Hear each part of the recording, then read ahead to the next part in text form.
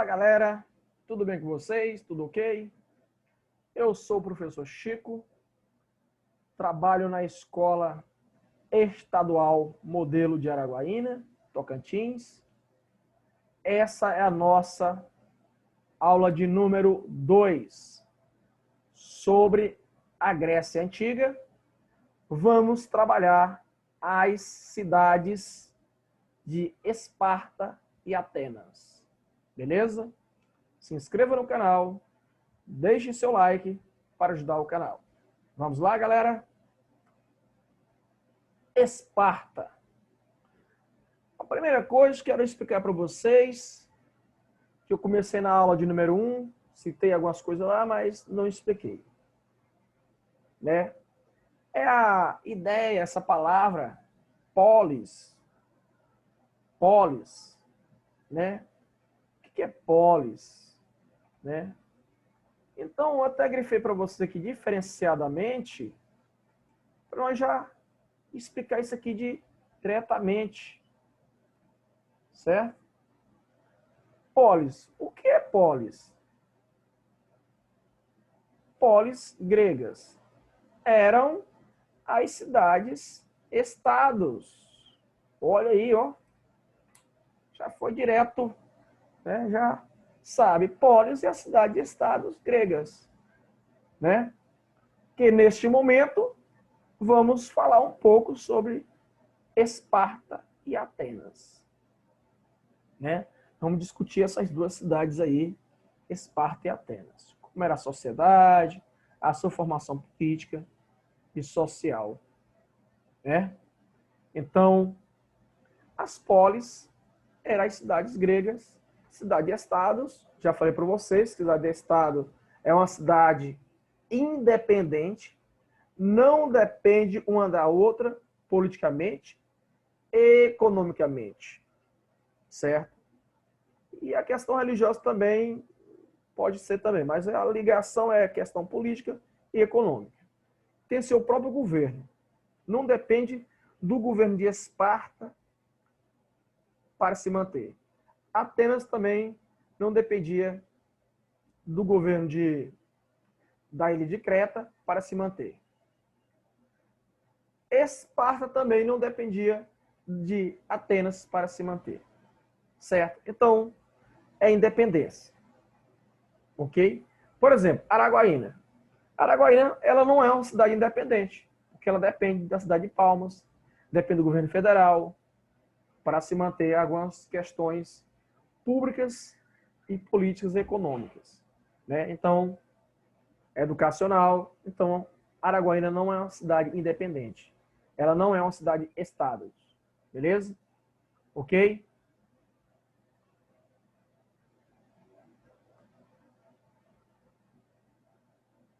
Olha aqui. O termo polis, em grego, significa cidade.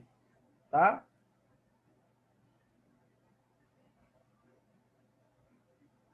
Então, com essa base, esse conceito de polis, vai desenvolver a cidade no qual nós conhecemos hoje.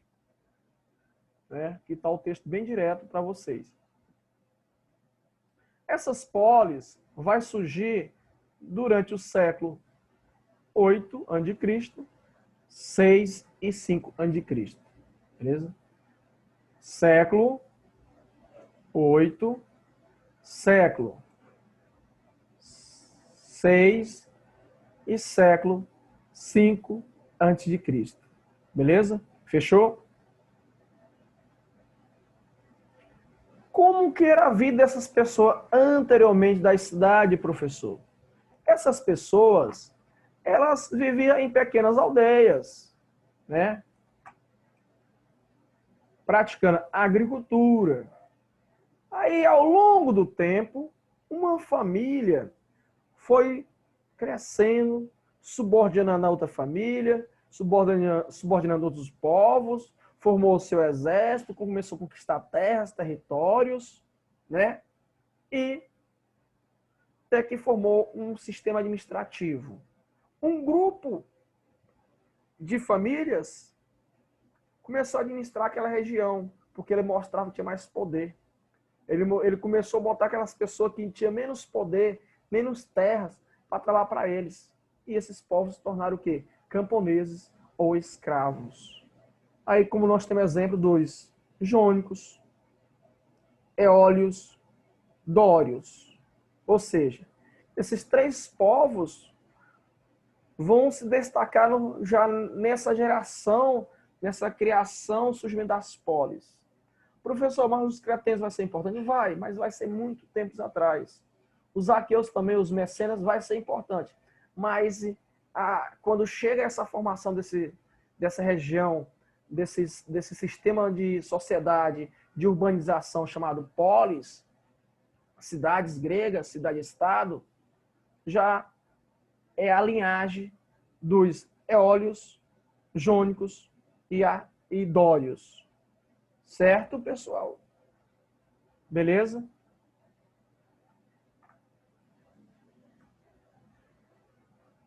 Olha aqui, ó. As polis espartanas têm sua origem com a chegada dos dórios. Opa, rapaz. Olha aqui. Na Península Peloponeso. Eles dominaram toda a região e se apropriaram das melhores terras e fundaram a cidade de Esparta.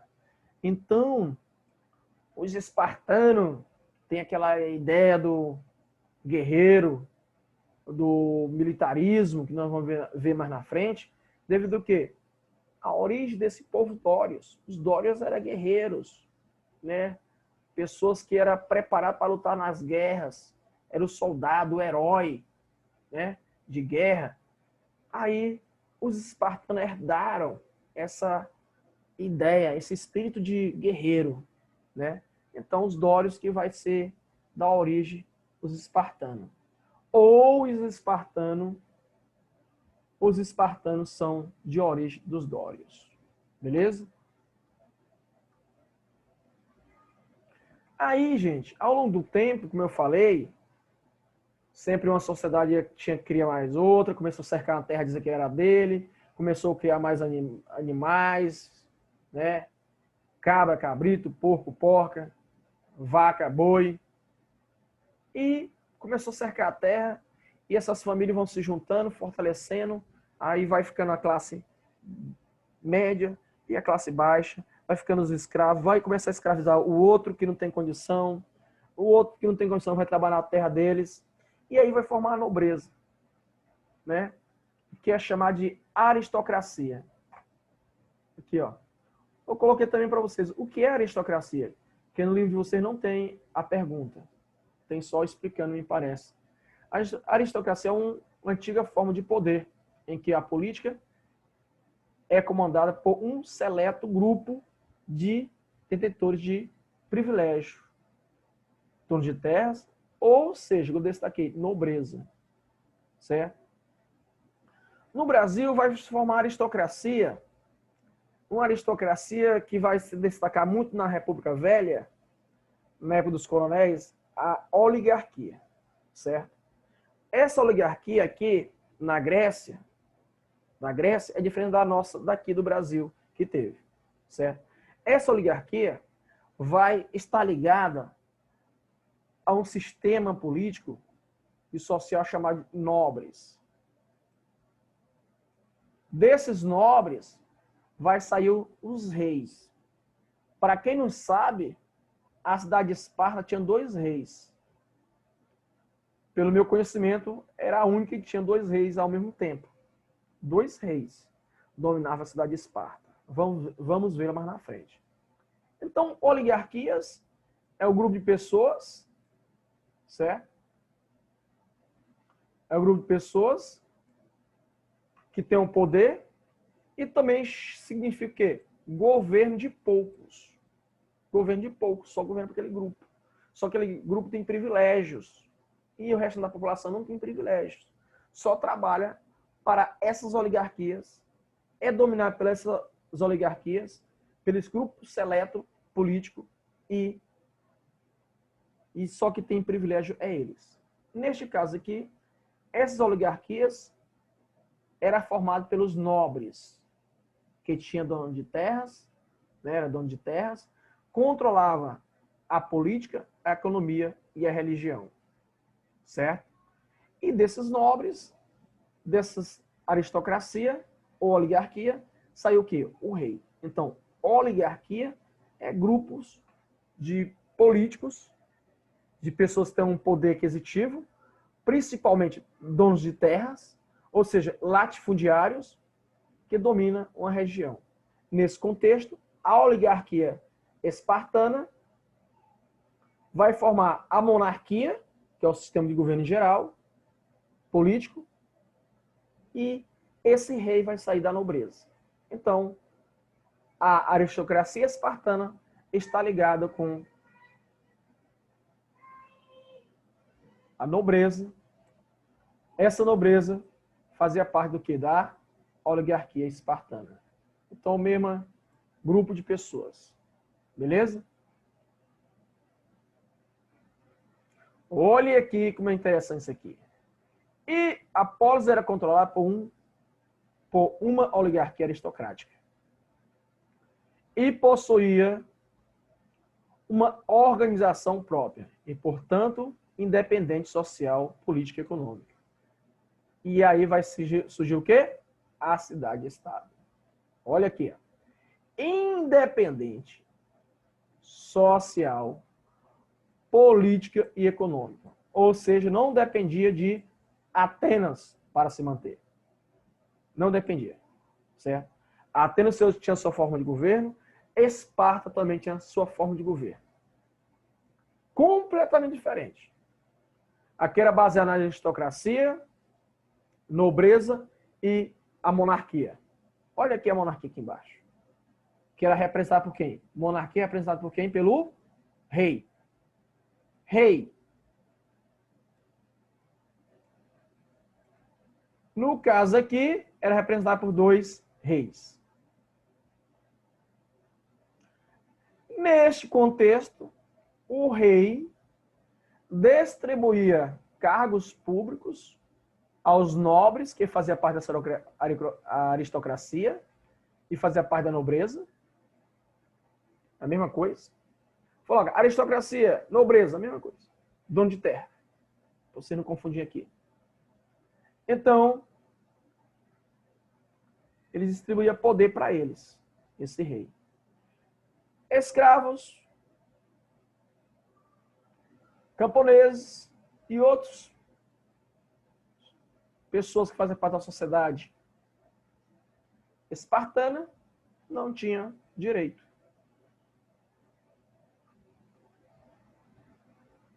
Olha aí. Como é interessante aqui. O cidadão era submetido às mais duras provas desde a infância. Opa! Desde os 7 anos de idade. Os meninos espartanos passavam a viver em quartéis. Olha aí. Lá se dedicava ao exército militar e se habituavam a suportar a dor e a fome e o frio.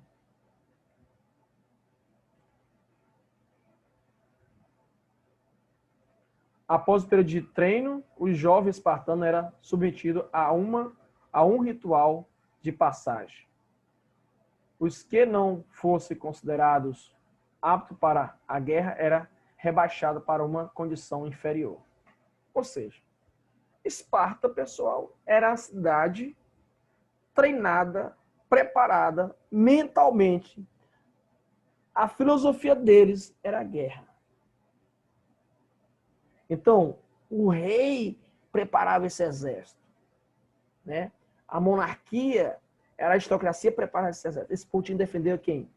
Esse exército tinha que defender a cidade de Esparta. E principalmente o rei e toda a monarquia aristocrática, certo? Então, tinha um exército muito forte. Então, o treinamento deles começava dos 7 anos de idade. A criança era preparada para sentir dor, para não sentir dor, para não ter pena do adversário, não? Para não sentir fome, conseguia sobreviver em qualquer situações e frio. E aqueles que não conseguiam passar na seleção era rebaixado para uma condição inferior dentro da sociedade. Certo? Isso já é uma questão política espartana.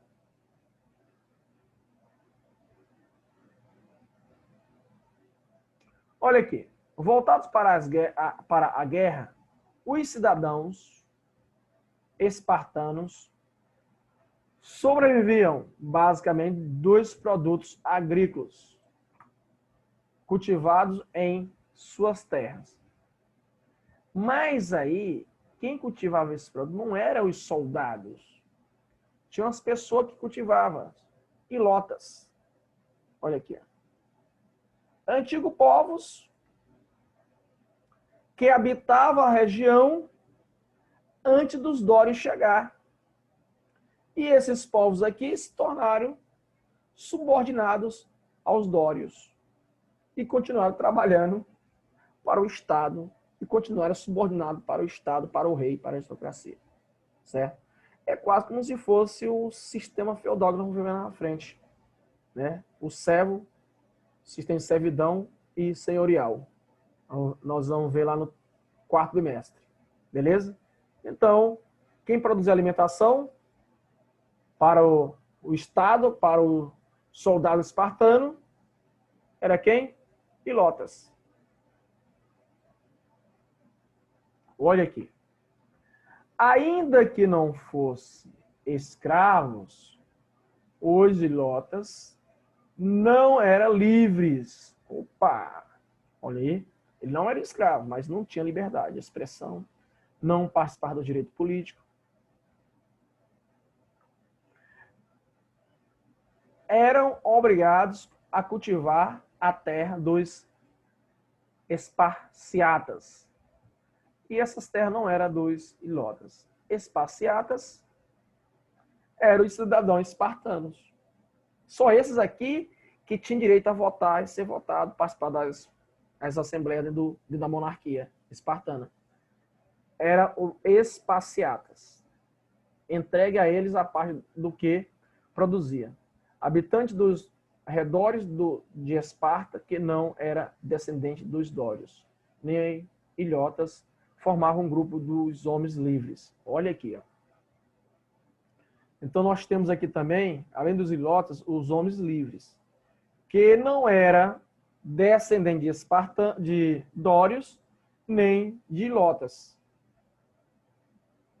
Nem ilotas. Era outro pessoal. Chamados de periecos. Olha aqui.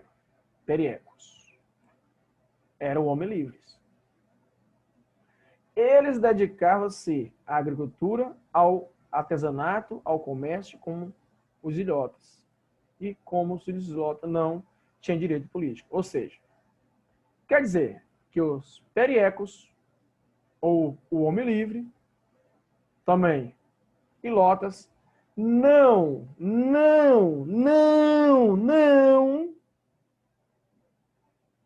já falei para vocês, vou falar de novo, tinham direitos políticos. Tá, pessoal? Então, fique atento a isso aí. Não tinham direitos políticos. Beleza? Vamos para frente. Oligarquia espartana, aqui já é na questão mais política. Então, quem era cidadão espartano? Apenas esparciatas, certo? Eles controlavam o poder, era a família de nobres, aristocrata. Olha aqui, tinha direitos políticos somente os membros das famílias mais importantes podia ser eleito para as funções de comando. Por isso, o regime político de Esparta é chamado de oligarquia. Então, gente, presta atenção. Se tem oligarquia, é um grupo de pessoas que dominam o poder. E essas pessoas eram os nobres.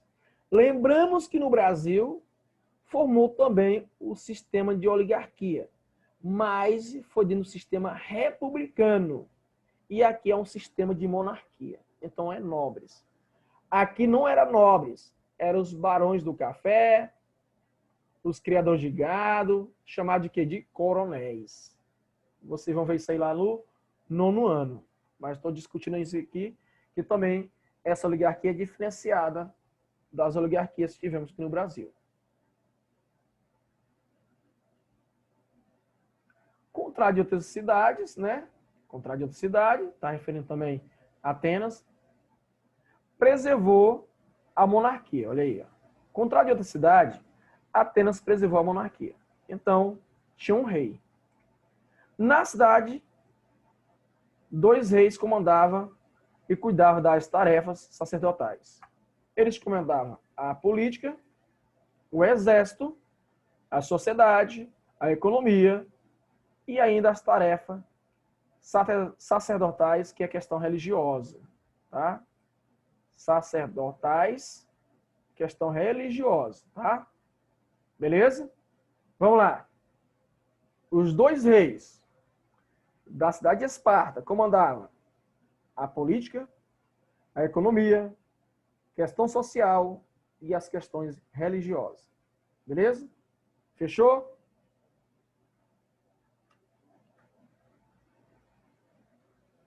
Olha aqui os órgãos administrativos e públicos.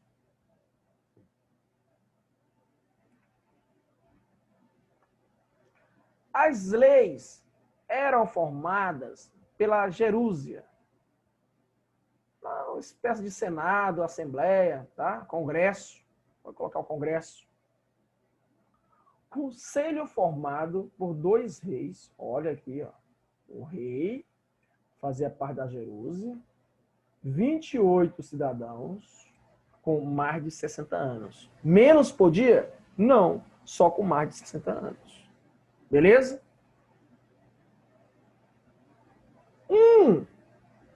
Comitê de 5 cidadãos. Os eferos era eleito todo ano pela Assembleia para supervisionar as atividades políticas e julgar crimes importantes. Então, era uma espécie de fiscal de um órgão jurídico, da justiça, judiciário também. Jurídico, judiciário, certo? Para fiscalizar e julgar os crimes e condenar os crimes. Mas tudo isso aqui, pessoal, todos eles faziam parte da nobreza, certo? Fazia parte da nobreza. Era o grupo que dominava. Era o irmão do rei, era o sobrinho do rei, né? Era o filho do nobre, que era amigo do rei. É assim. Era o grupo que dominava. É por isso que chamava de oligarquia. Os cidadãos maiores de 20 anos podiam participar da apela. Apela. Outro órgão político de Esparta. A Assembleia que se reunia periodicamente para votar as leis. Então, essa Assembleia aqui, apela, ela votava as leis para ser aprovada, né? Escolhia, elaborava as leis para ser aprovada. Era uma espécie da Câmara dos Deputados, né? A Assembleia Legislativa do Estado que temos hoje. É para aprovar as leis para a gerúsia. Mas essas leis, muitas vezes, os 28 cidadãos e os 2 reis tinham o poder de vetar. Então, o órgão mais importante político da Esparta antiga era a gerúsia. Certo? Aqui, ó. Aqui embaixo. Os 2 reis e os 28 anciões, ou cidadãos, da Gerúsia, que tinha o poder de rejeitar as decisões da Assembleia decidida pelos cidadãos, que era aqui, ó, a pela, tá? Esse texto aqui, essa parte desse texto aqui se referindo a isso aqui, ó. Cidadãos, que era da pela. Beleza? Fechou? Vamos para frente? Olha aí. Eu coloquei aqui um esquemazinho que eu fiz aqui para vocês, mas acho que dá de entender como a hierarquia dos poderes políticos gregos, certo? Nós temos aqui, deixa eu colocar de outra cor aqui, fica melhor.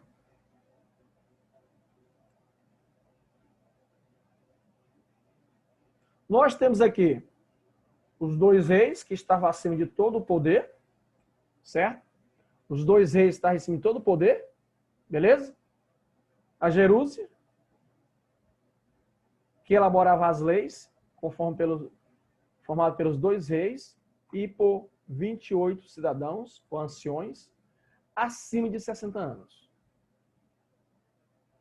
Os eferos eram eleitos todos os anos pela Assembleia para supervisionar as atividades políticas, ou fiscalizar, e julgar os crimes, né?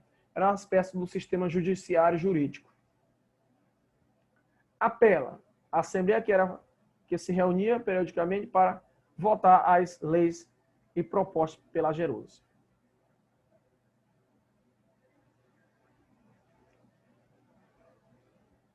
Beleza? Então tá os órgãos aqui, todos eles aqui, e a Gerúsia era a mais importante de todas. Certo? E o rei tinha um poder acima de todos. E esse rei era nobre, que estava ligado à oligarquia, que também estava ligado à aristocracia. Fechou?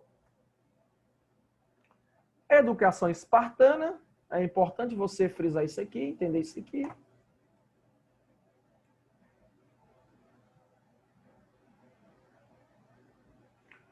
Então, a cidade era a cidade-estado, né? Já falei para vocês. A Esparta e a sua educação, vimos anteriormente, vamos colocar de novo, era muito voltada para a questão militar. Dessa forma, a educação recebia uma forte influência das áreas militares. Estritamente rigorosa, a educação espartana tinha como objetivo principal formar soldados fortes. Formar soldados fortes, valentes e capazes para a guerra. Então, esse era o objetivo da sociedade espartana. E, principalmente, olha aí como é interessante, as atividades físicas eram muito valorizadas.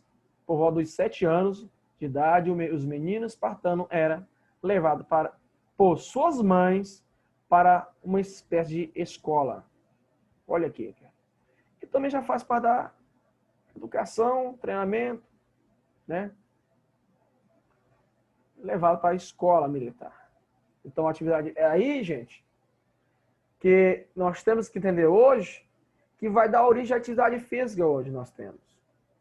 Preste atenção. O preparamento físico está ligado à formação do exército espartano. A atividade física, os jogos, está ligado à cidade de Atenas. E para o cara ser um atleta, para o cara ser um soldado, ele precisa praticar atividade física. Ele precisa estar bem fisicamente. Correr, saltar, né? Ou seja, então é aqui que vai dar uma também arrancada, uma grande alavancada para as práticas da atividade física. Olha aí. A Esparta já tinha escola que preparava a criança fisicamente para no futuro ser um soldado, mas estava trabalhando o preparo físico do cidadão também. Certo? E isso é importante nós salientar isso aqui nesta aula. Já na escola, os adolescentes eram como utilizados como armas de guerra. Né? Preparado mesmo, preparar para a guerra. Citamos anteriormente. O senso crítico e artístico não era valorizado em Esparta. Em Atenas já, aí em Esparta não. Mas, pois o jovem estudante tinha que aprender a aceitar ordens dos superiores e falar somente o necessário. Então é regra, cara. Era militar mesmo. Então não tinha como questionar o sistema, não. As meninas, diferente de Atenas, não vamos ver em Atenas, as meninas, Esparta também tinha sua educação específica. A educação feminina tinha como objetivo formar boas esposas. Elas também participavam de atividades esportivas, torneios, olha aí. Em função de muito parecer com a sociedade de hoje já. A função desse tipo de educação para as meninas era formada por mulheres saudáveis, forte para que pudesse futuramente dar à luz soldados saudáveis e fortes para Esparta. Então, os caras, a mentalidade era guerra, ou seja, vamos colocar as meninas para fazer atividade física, praticar esporte, para quê? Para nos dar luz a soldados fortes, guerreiros. O filho de nascer saudável. Olha aí. É engraçado, né?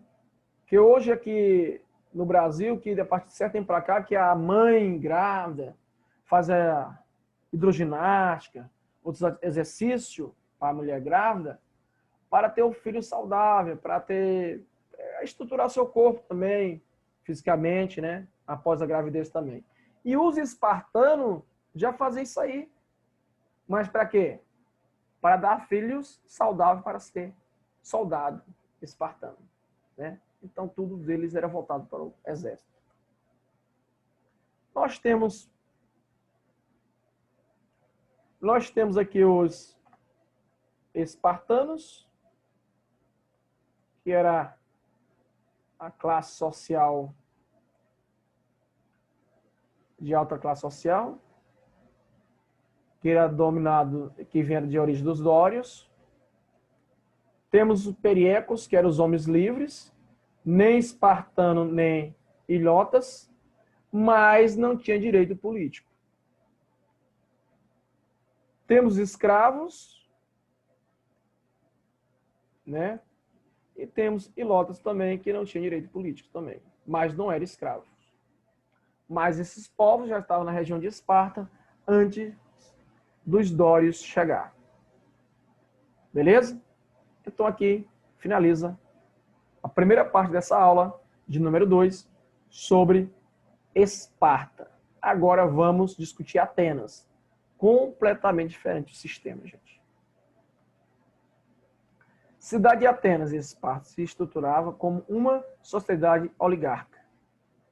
Opa, beleza. Olha aqui, ó. Então, a cidade de Atenas também tem uma aparência, está ligada com a cidade de Esparta. Vamos ver na história aqui? Vamos lá, galera? Vamos viajar nessa história, né? E fortemente forma militarizada. Opa! Então, enquanto a Esparta se estruturava como uma cidade oligárquica, fortemente militarizada. Beleza. Então, será que Atenas era também igual a Esparta ou era diferente? Só que o mas, olha aqui, esse mas vai mudar toda a história. Eu digo que no início da colonização ateniense, vai estar ligado muitas semelhanças à questão da estrutura social, né? Oligarquias, aristocracia, tal, etc. Mas depois vai separar. E esse mais chama muita atenção. Mas ao norte da região ártica, a polis de Atenas desenvolveu um modelo de cidade bem diferente. Olha aí, o mais fez toda a diferença, né? Bem diferente. Até o século 6 a.C., Atenas foi governada por um aristocrata. Bicho, olha, ó, no início eu falei que era semelhante. Por um aristocrata, ou uma aristocracia, um grupo de pessoas, de nobres que dominavam a região. Quem eram eles? Proprietários rurais. Olha, muito parecido com o outro. Igual, praticamente. Aí sim, que elegia entre si magistrado encarregado de comandar o exército. Opa, até aí tá igual, tá muito semelhante. Também lá em Atenas era forte o exército, militarização mesmo, total, né? Então, juntavam esses nobres, né? Esses proprietários rurais e elegiam uma pessoa chamada de magistrado para comandar o exército e fazer e cumprir as leis. Era o cara mais intelectual do grupo, da sociedade e tal. Não, você vai ser magistrado. Isso, mas tem uma coisa. Isso aqui já era pelo voto. Quando fala em voto, nós pensamos em o quê? Na democracia brasileira. Então, quem pensou nisso aí, acertou. É aqui, em Atenas, que inicia a discussão de democracia. Né? De democracia. E é muito parecido com a nossa também hoje, né? Algumas coisas, democracia nossa não existe, né, gente? É só para excluir o cidadão. Mas vamos lá.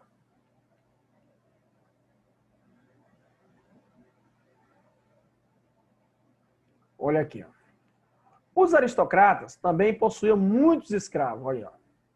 Até aí está muito parecido com a Esparta, né? Esparta também tinha escravos. Em sua maioria, prisioneiros de guerras. Olha, também a Atenas tinha um exército forte, meu parceiro. Não é só Esparta, não. E os seus descendentes, trabalhador nas minas, na agricultura, no artesanato e nas tarefas domésticas. Os escravos possibilitavam que o homem rico e livre se dedicasse à política, ao ócio. Ou seja, gente, então até aqui era muito parecido, aristocracia, escravo, produtores de terras tinham poder, a classe média e abaixo não tinha poder, o poder estava centralizado na mão dos nobres. Tudo até aqui estava muito semelhante com Esparta. Vamos para frente. A maioria da sociedade ateniense era composta por camponeses, artesãos e comerciantes. Havia quem? Os metecos. Os metecos. Quem eram os metecos? Eram os estrangeiros. Tinha muitas pessoas estrangeiras em Atenas. Seus descendentes, excluídos, olha, os metecos, camponeses, artesãos, comerciantes, classe média, baixa, eram excluídos da vida política. Esses grupos foram poucos a poucos demonstrando seu descontentamento, a sua ira, né?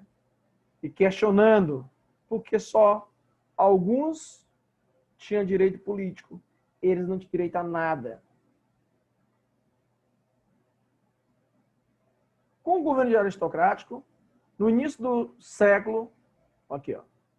Então ele estava descontente com o governo da aristocracia, aristocrático, né, que governava.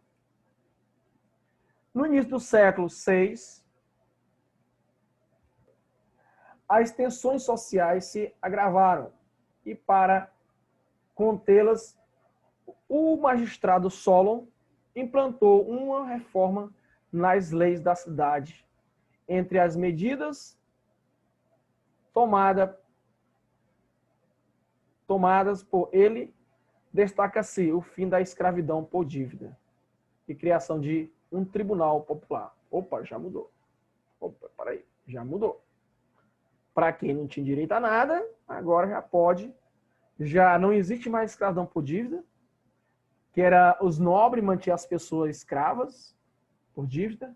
O cara é um camponês, mas ele precisava de se alimentar, de comer, ia na casa do nobre, pegava a farinha, pegava o arroz, pegava o trigo, né?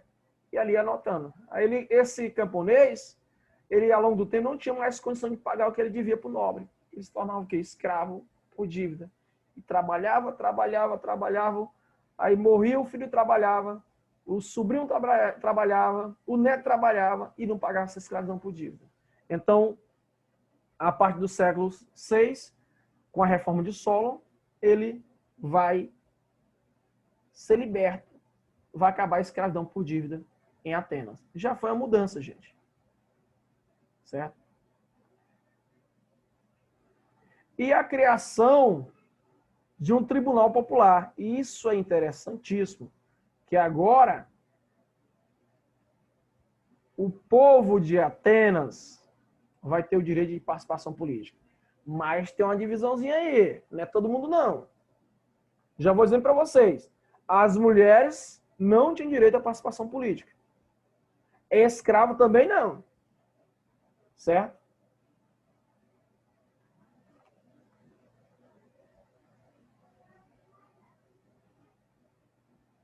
Solon também instituiu uma assembleia chamada Eclésia, da qual podia participar todos os cidadãos atenienses, maiores de 18 anos. A Bale é um conselho de 40 homens eleitos que preparava as leis voltadas para a Assembleia. Então, já começou a criar os conselhos. Pessoa com maior de 18 anos poderia participar desse conselho. Era formado por 400 homens que preparavam as leis pela Assembleia. Voltadas pela Assembleia. Então, esses homens preparavam, levavam à Assembleia e a Assembleia definia se ia votar as leis ou não. Beleza? Era assim que funcionava. Mas já mudou, já foi mudando. Você percebe que é mais... Apesar que a Esparta também tinha as assembleias, os órgãos políticos, mas lá em Esparta tinha reis e aqui não tinha. Quem comandava a maioria a ideia aqui, quem era?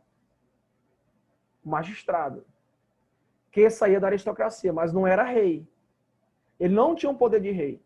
O Solon, que era um magistrado, eleito pela aristocracia, eleito pelos nobres, mas não tinha um poder de rei. O poder dele era o quê? Limitado.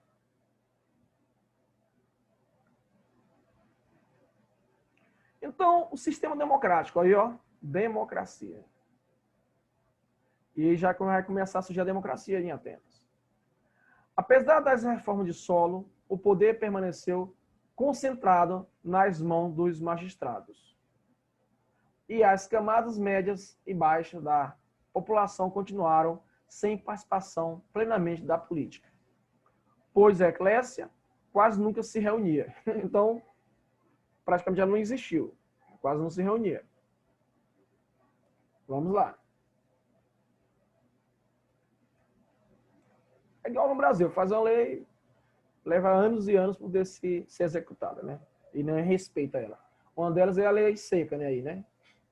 Tá com muito tempo aí que foi feita essa lei seca. O cara é proibido de dirigir bêbado, né? Se beber um copinho de cerveja não pode dirigir. Todo mundo aí dirige aí bêbado aí. Quem bebe, né? Quem não bebe não dirige bêbado. Assim, as reivindicações da população, olha aí, a população ficou brava e começou a se revoltar de novo.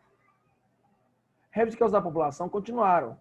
Ao longo foram conquistadas novas mudanças na organização das polis. Quem é polis, pessoal? As cidades.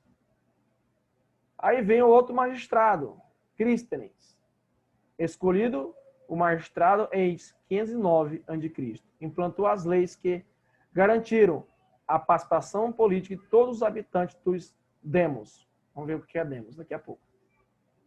Dos demos, que fossem considerados cidadãos atenienses. Aí que tá, meu irmão. Quem era cidadão ateniense? Entendeu? Quem era cidadão ateniense? Escravo não era. A mulher... Cara, era muito louca essa democracia, que as mulheres dos homens de alta classe também não eram consideradas cidadãs, porque ela não votava, não tinha direito de votação. Então era muito doido essa democracia de Atenas. Mas aí isso era para manter o poder, cara. Então era para manter o poder. Igual hoje, a democracia hoje é para manter o poder da grande elite, né? Tá vendo aí, né? Um quilo de carne aí, R$35. 37 reais. Então, o cara que ganha um salário mínimo não pode comprar um quilo de carne de 37 reais.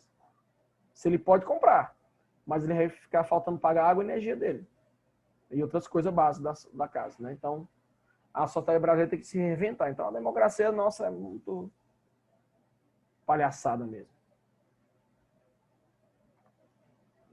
E que fosse considerado cidadãos atenienses. Vamos lá. Olha aí. O texto diz para nós o seguinte: os demos eram unidade administrativa políticas de Atenas, mas termos adquiridos nesse contexto sentido de povo. Olha aí. Os demos eram o quê? As unidades administrativas de Atenas, né? Por exemplo, aqui no Tocantins nós temos as DREAs no sistema educacional, né? Então, é um exemplo de unidade administrativa do Estado na área da educação. Beleza? Então, demos era o quê? As unidades administrativas política de Atenas. Certo? Então, o termo adquirido nesse contexto, o sentido de povo. Então, nesse contexto, já foi adquirido no sentido de povo. Povo, população. O regime implantado por Clístenes passou a ser escolhido como democracia. Governo do povo. Olha aí. Então, pessoal, democracia significa o quê? Governo do povo. Tá? E a eclésia, que se reunia em um espaço aberto chamado Pínix. Pínix adquiriu pleno poderes em Atenas e passou a opinar sobre todos os assuntos. Beleza. Então, melhorou. O povo agora conseguiu opinar sobre os assuntos de Atenas. Fazer as votaçãozinhas em praça pública, onde eram os debates, as pedrinhas. Colocava a pedra, a quantidade de pedra maior, vencia aquela ideia, aquela lei ali. Era assim que era funcional. A Bule passou a ter de 400 para 500 membros, os quais não era mais eleito. Assim, os sorteados entre todos os cidadãos. Era interessante, né? Não era mais eleito. Vamos sortear aqui. Bora fazer o sorteio aqui. Bota todo mundo aqui. Vamos sortear. Uma coisa que a gente faz na escola hoje, né? Então, essa prática era feita na Grécia Antiga.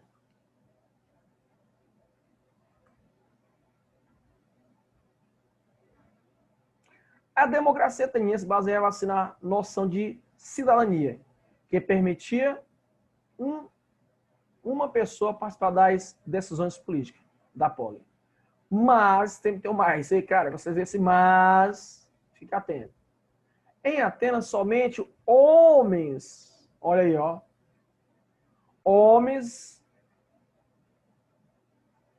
os homens adultos, filho, olha aí, ó, de pais atenienses, pais, homem e mulher, tá?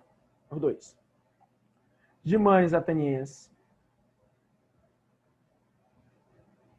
E, portanto, podia votar nas assembleias e ser magistrado. Aí vem aqui. Mulheres, estrangeiros, Escravos não eram considerados cidadãos. Aí que tá. Então, beleza. Aqui é interessante que é o quê? Pode ser pobre, mas é filho de mãe e pai ateniense. O homem poderia votar, a mulher não. Certo? Ele está discutindo bem sério aqui o texto. Ele mostra para nós bem, o autor do texto do livro de idade de vocês mostra bem sério aqui para vocês. Ó. Mas em Atenas, somente os homens adultos, filhos de pais atenienses, eram cidadãos. Portanto, podiam votar nas assembleias, ser magistrados. Aí vem mulheres. As mulheres podiam ser filho de pai e mãe ateniense, não era cidadão. Por isso que eu digo que é muito doida essa democracia. Professor, mas as mulheres, filhas da nobreza, não, elas não votavam. É diferente da mulher de Esparta lá, né? Vou te falar, que praticava esporte, tinha uma vida mais livre. Estrangeiro, não votava. Escravo, não votava.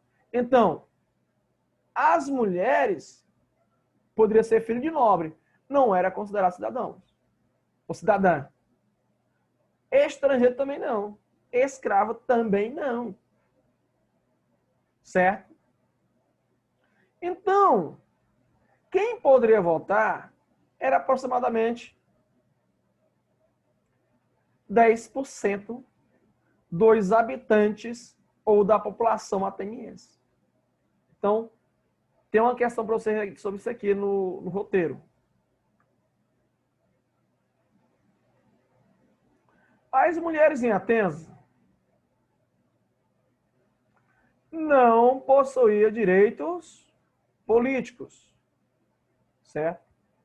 Mas desempenhavam papéis importantes em várias áreas da vida privada, cívica, comunitária, como mãe,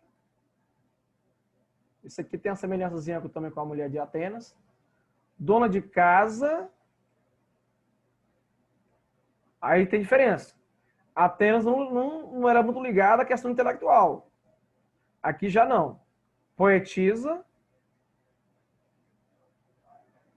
trabalhadora, né?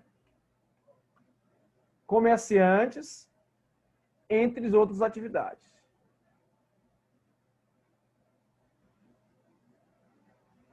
Em suas casas, as mulheres da elite, presta atenção aí, uma diferença aí. As mulheres da elite viviam separadas dos homens, em cômodos chamados de genécios. Nesses cômodos, as meninas brincavam com objetos associados às tarefas de adultas. Costura da lã, cuidando dos filhos,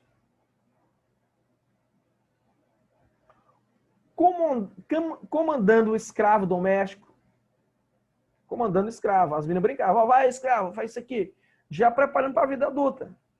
E o escravo não era negro, gente.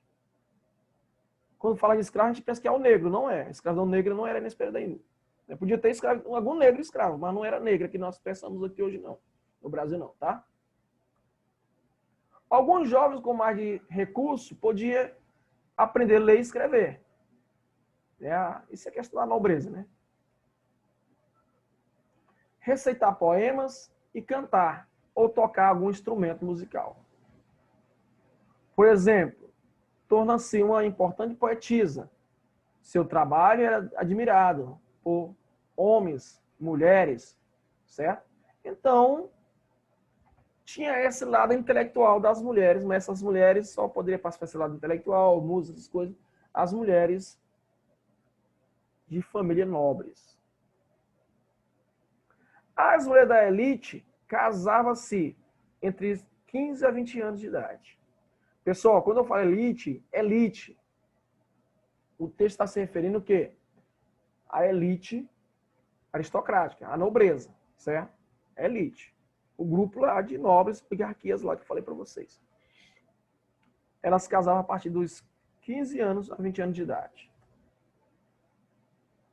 O casamento era arranjado, né? com o objetivo de obter herança, e a esposa passava a fazer parte da família do marido, certo? Já as mulheres de classe baixa, pobre, não tinham toda essa discussão. Elas casavam com qualquer pessoa que quisesse casar, né? Trabalhava na rua, nos fazeres sociais na rua, no comércio, né? Então, era completamente diferente da vida das famílias da nobreza. Aqui, ó. As mulheres das camadas mais pobres não viviam confinadas. Com base em estudos recentes, alguns historiadores acreditam que o casamento não era arranjado. Olha, o casamento não era arranjado. Né? Tinha o que para oferecer, né? Já o casamento das mulheres da nobreza era arranjado. As esposas dos camponeses pobres gozavam de uma maior liberdade. Olha aí, mas era bom também, né? Tinha uma liberdade de andar, de sair. Desempenhava outras tarefas, além de doméstica. Vendias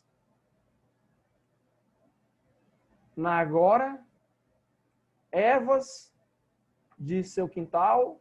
É a erva medicinal hoje, gente. Fitas e perfumes.